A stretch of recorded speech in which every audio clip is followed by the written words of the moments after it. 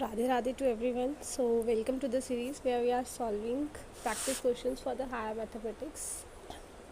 So our first question is, consider the following two statements. Every harmonic function u on C has a harmonic conjugate and u and v are harmonic conjugate of each other on a disk D, then u and v are constant on D. तो हमारा harmonic function है, अगर कोई भी जैसे u है, ठीक है, तो ये हमारा लैप्लास इक्वेशन को सेटिस्फाई करेगा, तो इसका हमारे पास हार्मोनिक कॉन्जुगेट भी होगा ही होगा, एक हार्मोनिक कॉन्जुगेट। ठीक है, तो फर्स्ट स्टेटमेंट तो सही है, डी ऑप्शन करेक्ट इनकरेक्ट हो गया। Now in u and v are harmonic conjugate of, हाँ अगर दोनों यू एंड वी एक दूसरे के हार्मोनिक कॉन्जुगेट हुए तो certainly this is a constant, तो वो कांस्टेंट होगा। ठीक है, तो सी स्टेटमेंट इज करेक्ट।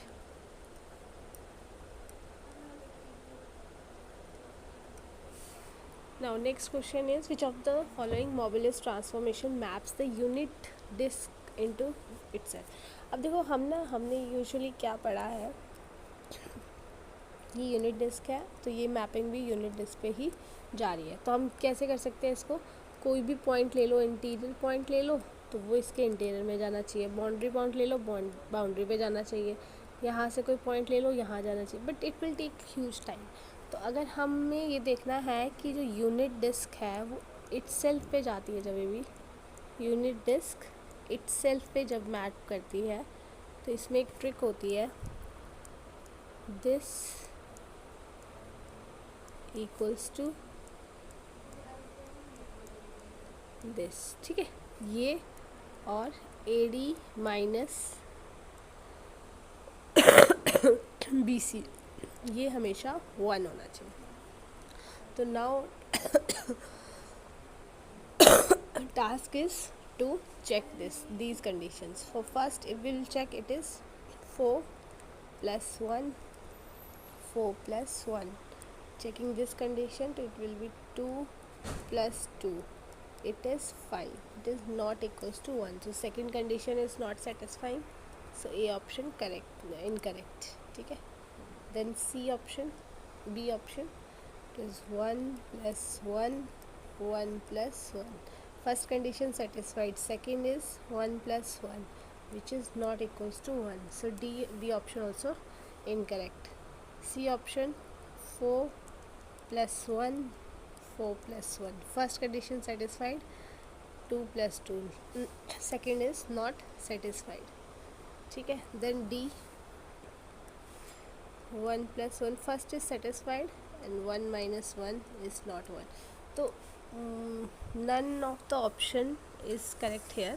ठीक है, अगर कुछ टाइपिंग एरर तो वो अलग है, but yes just remember this is the trick to check transformation maps unit disk to itself, then you have to check these two conditions.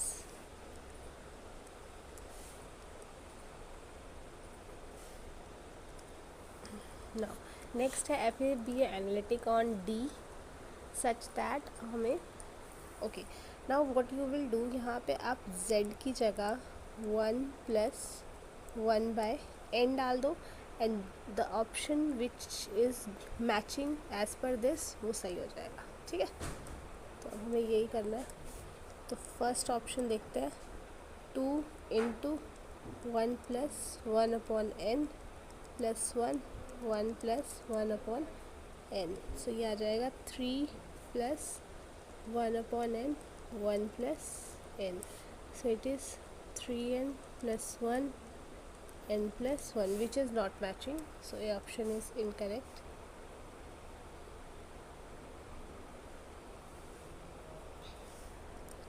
The second option, n 1 plus 1 upon n 1 plus 1 upon n minus 1, ये है n plus 1 this, the second is also not matching,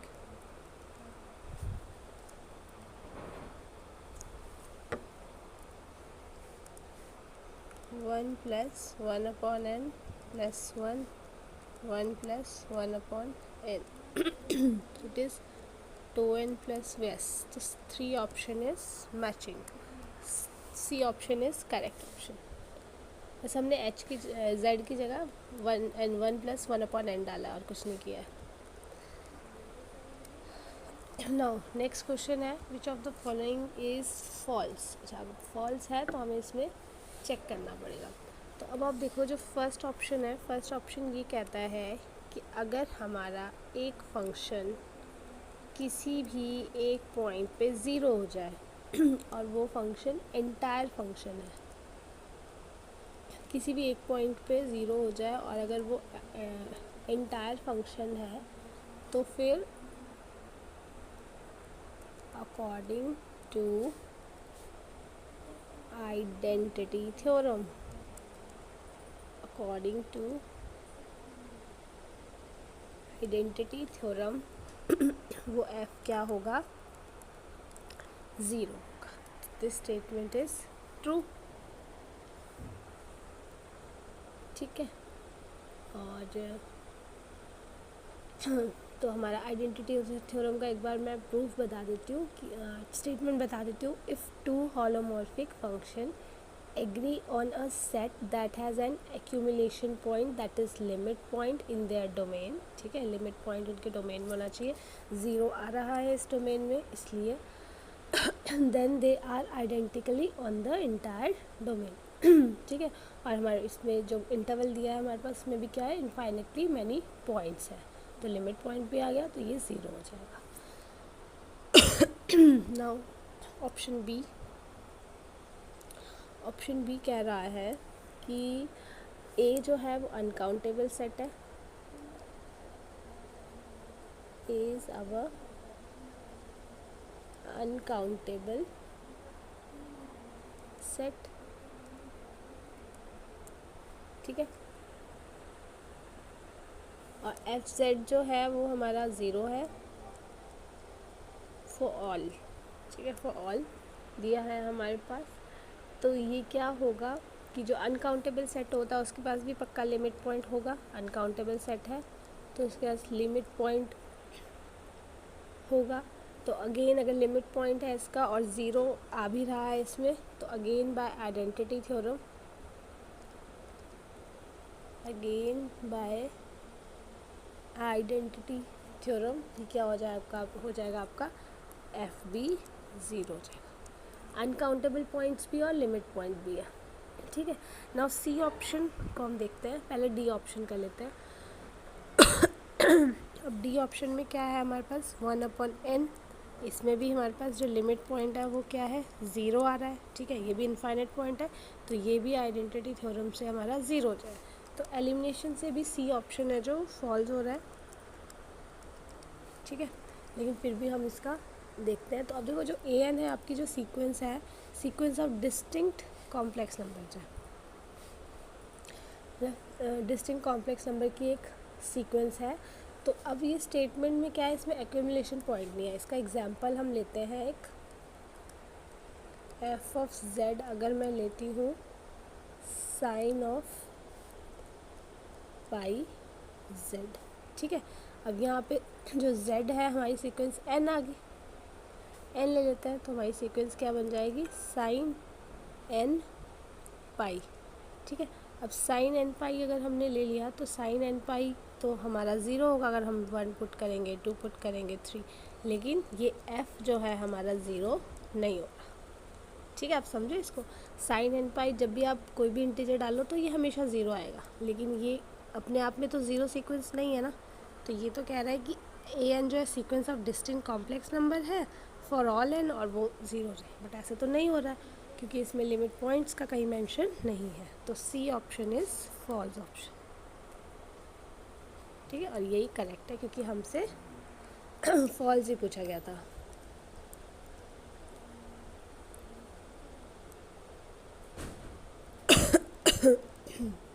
now next point है, next है हमारे पास true निकालना है. इसमें integer ये दिया है. अच्छा देखो अब फर्स्ट ऑप्शन में हमारा बोला है कि जो u है आपका वो 0 और 0 से बड़ा है, तो f इज़ अनबाउंडेड। तो अगर हम इसमें एग्जांपल ले लेते हैं फॉर ऑप्शन ए की पावर x, e की पावर z, ठीक है। तो अब हमने क्या किया, रियल पार्ट जो लिया है हमने वो नॉन नेगेटिव पार्ट लिया है, क्योंकि 0 और 0 से बड़ा होना चाहिए, यही हमारे पास कंडीशन दी थी, ठीक है। तो अब बट ये हमारे पास क्या है, नॉट अनबाउंडेड। ये जो एग्जांपल आ रहा है this is our not unbounded, ठीक है। हमने u को ऐसा नॉन नेगेटिव ले लिया, ठीक है, ये चीज़ हमने ले ली, तो ये चीज़ तो हमारी बाउंडेड आ जाएगी, है ना। पर ये चीज़ है जो x है, अगर ये x 0 हो गया तो ये तो 1 आ जाएगा, ठीक है। तो हमारे पास एक काउंटर एग्जांपल आ गया इसके लिए। ऑप्शन ए हमारा फॉल्स ऑप्शन है, ट्रू नहीं है।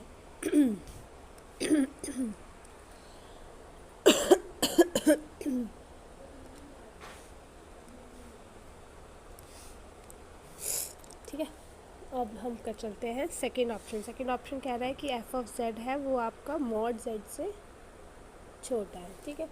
तो बाउंड मतलब एक, तो अब हमारा जो थ्योरम है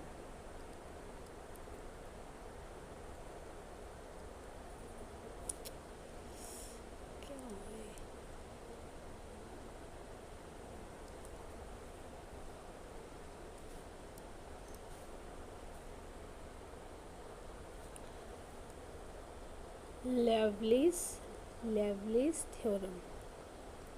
तो लेवलिस थ्योरम क्या बोलता है, analytic plus bounded equals to constant, ठीक है। लेकिन अब देखो यहाँ पे जो हमारा एफ ऑफ जेड है ये क्या बताया गया है कि इसका जो मॉड है वो आपका बाउंडेड है। ये एग्जैक्टली नहीं बोल रहा है कि आपका जो एफ एक्स है वो बाउंडेड होगा, ठीक है, एफ जेड है जो बाउंडेड होगा, एफ जेड का जो मॉड है वो बाउंडेड बता रहा है वो। तो जनरली ये क्या होगा आपका एट मोस्ट लीनियर फंक्शन होगा। और ये लीनियरली ग्रो करेगा हमारा, ठीक है।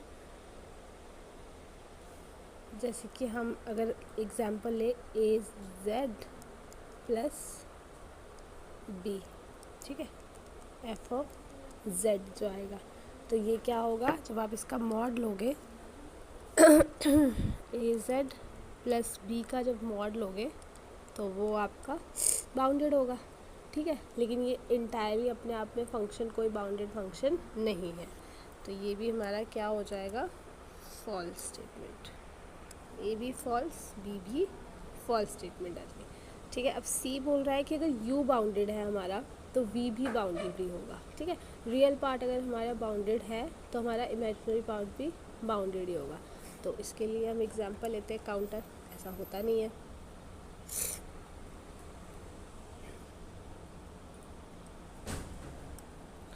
तो हम यहाँ पे एफ जेड ले लेते हैं ई की पावर आयोटा जेड, ठीक है। तो ई की पावर आयोटा एक्स, ई की पावर माइनस दिस। तो यहाँ का जो यू पार्ट है ना,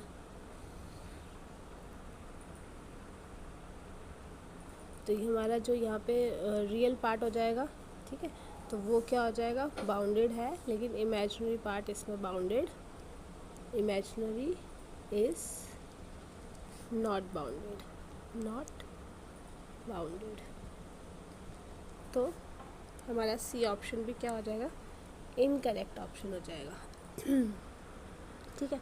नाउ अगर हमारा डी ऑप्शन दिया है कि u अगर ज़ीरो है तो v भी हमारा ज़ीरो ही होगा। अब हमें पता है कि एफ जेड हमारे पास क्या दिया है, entire function, F Z is entire function given है, एंटायर फंक्शन और ज़ीरो फंक्शन भी है। तो अगर हमारा u ज़ीरो आ रहा है तो v भी हमारा ज़ीरो ही आएगा, है ना। तभी तो हमारी सी आर इक्वेशन वगैरह ही, तभी तो एंटायर होगा फंक्शन हमारा। तो क्वाची मतलब कोई भी देख लो, सी आर इक्वेशन सेटिस्फाई हो रही है हमारी, या लेवलिस देख लो कि एंटायर फंक्शन भी और ज़ीरो ज़ीरो भी आ रहा है, तो क्या हो जाएगा आपका, बाउंडेड भी हो जाएगा और इंटायर भी है, एनालिटिक भी है, तो वो कांस्टेंट फंक्शन हो जाएगा। तो डी ऑप्शन क्या हो जाएगा, करेक्ट ऑप्शन हो जाएगा। D is right option. ठीक है,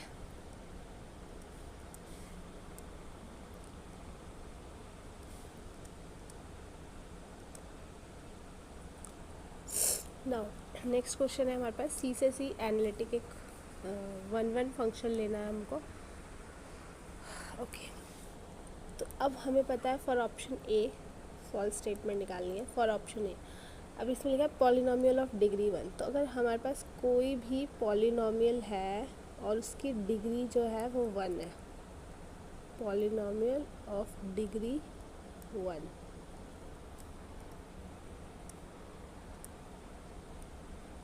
पॉलिनोमियल ऑफ डिग्री 1 होगा तो वो क्या होता है हमारा, 1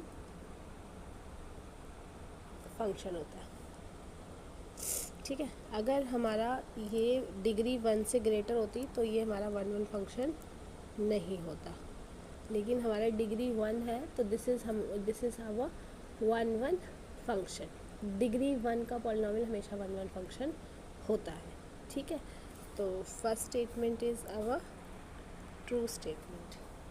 ठीक है, नाउ सेकंड स्टेटमेंट में ओपन मैप। अब अगर हमारे पास एफ ओपन मैप है और एनालिटिक फंक्शन हमारे पास ऑलरेडी ही है, ठीक है, तो ये हमारे पास रिज़ल्ट हमें पता है कि ओपन होगा, ओपन मैप होगा प्लस एनालिटिक होगा।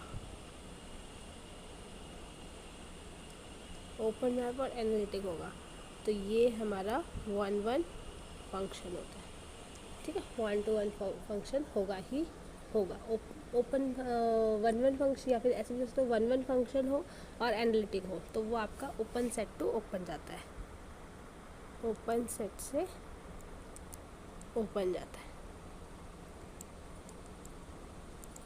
ठीक, ओपन सेट का ओपन पे होता है। तो second option is also true option. ना थर्ड ऑप्शन बोल रहा है ऑन टू फंक्शन। अगर हमारा एनालिटिक फंक्शन है कोई भी और वो 1 फंक्शन है और पॉलिनोमियल ऑफ डिग्री 1 है तो वो ऑन टू भी होने ही वाला है, अपने आप से ऑन टू होने वाला है। ठीक है, जैसे अगर हम ए जेड प्लस बी एक एग्जांपल लेते हैं, डिग्री 1 की पॉलिनोमियल है ये और 1 फंक्शन भी है तो ये ऑन टू भी अपने आप हो ही जाएगा। ठीक है, नाउ डी ऑप्शन है हमारे पास कि एफ डैश जेड जो 0 फॉर सम,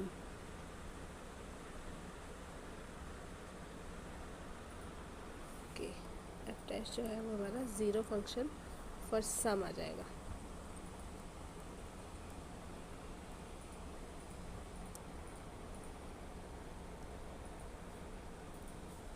तो अगर हम इसमें एक एग्जांपल ले,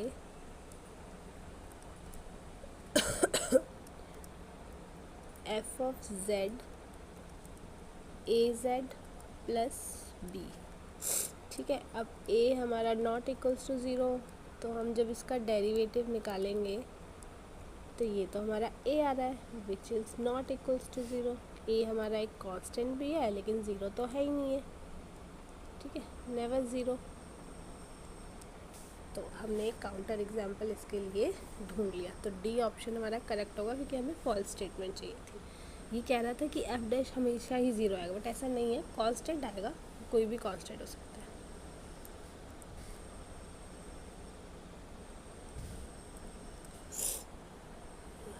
चलो नाउ नेक्स्ट क्वेश्चन। अब हमें इसमें निकालना है कि एक फंक्शन ई जेड है और एक function E raise to power 1 by Z है। देखते हैं इसमें 1 कौन सा और ऑन टू कैसा है। तो पहले हम फंक्शन लेते हैं ई की पावर जेड। ठीक है, तो ये हमारा एंटायर फंक्शन है, हॉलोमॉर्फिक है हर जगह, एनालिटिक कुछ भी बोल दो, हमारा ये हर पूरे कॉम्प्लेक्स प्लेन में ये हमारा एंटायर फंक्शन है। ठीक है, नाउ हमें 1 चेक करना है तो हम लिख देते हैं F of z1 equals to F of z2। तो यहाँ पे आ जाएगा e की power z1 equals to e की power z2, z1 equals to z2 plus 2k pi iota. ठीक है, तो अब अगर हम देखा जाए, अगर मैं इसमें 0 ना इंक्लूड करूँ, क्योंकि हमारे पास ये इंटरवल दिया है मॉड ऑफ z 1/2 में। ठीक है, तो इसमें इस पॉइंट पे अगर मैं देखूँ तो यहाँ पे ओनली केस कब था, मतलब z1 और z2 कब आएंगे इक्वल, जब z equals to k equals to 0 होगा। लेकिन k 0 तो हो ही नहीं सकता, क्योंकि जो हमें इंटरवल दिया है वो दिया है 0 से लेके 1/2 तक, z तो 0 इंक्लूडेड ही नहीं है, तो इट मीन्स ये हमारा 1 1 फंक्शन होगा। ये कभी भी इक्वल नहीं होंगे, तो ये 1 1 फंक्शन होगा। तो e की पावर z हमारा 1 1 फंक्शन होगा। ठीक है, समझ आया आपको इसको, क्योंकि आपने इक्वेट कर दिया ना, अगर एक पॉइंट डालने पे इक्वल आता आंसर तो फिर वो 1 1 नहीं रहता ना। नाउ अब हमें देखना है e की पावर 1/z। ये हमारे पास इंटरवल दिया है, तो अगर मैं इसका रेसिप्रोकल ले लूँ 1/z, ये 2 आ जाएगा। तो देखा जाए तो इन्फिनिट। ठीक है, तो मतलब 1/z में तो हमारा 0 इंक्लूड होगा। तो 1/z जब हमने किया तो f of z1 equals to f of z2 कर लिया। ठीक है, तो ये हमारा आ जाएगा 1/z1 z2, 1/z1 equals to 1/z2 plus 2k pi iota. अब देखो, अब ये कब इक्वल होंगे, ये इक्वल होंगे जब k 0 होगा। अब 1/z का हमें डोमेन नहीं दिया है, 0 इंक्लूडेड है, तो ये इस पॉइंट पे तो इक्वल आ जाएंगे। जब भी k इक्वल्स टू आपका 0 होगा तो z1 इक्वल्स टू z2 हो जाएगा आपका, तो ये 1 1 आपका नहीं रहेगा, ये आपका 1 1 नहीं होगा। ठीक है, तो e raise to power z g 1 1 है, पर f11 नहीं है। ठीक है,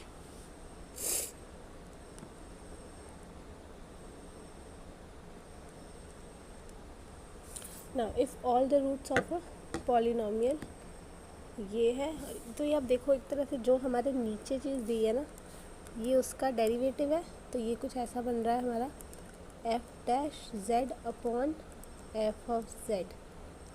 ठीक है, तो ये हमारा आर्ग्यूमेंट प्रिंसिपल बन गया, और ये क्या होता है, number of zeros number of poles into 2 pi iota. तो एफ जेड क्या है हमारा 1 प्लस जेड स्क्वायर z10। एक तरफ देखा जाए तो ये हमारा 10th रूट आ जाएगा। ठीक है, तो 10 रूट से इसके 10 ज़ीरोज़ है, मतलब है ना, तो ये पोल्स तो ज़ीरो है, 10 रूट्स 10 ज़ीरोज़ 2 पाई आयोटा, तो ये आ जाएगा 20 पाई आयोटा। 10 आ गए ना ज़ीरोज़ इसके। सो आई होप ये आपको समझ आया होगा। Thank you so much.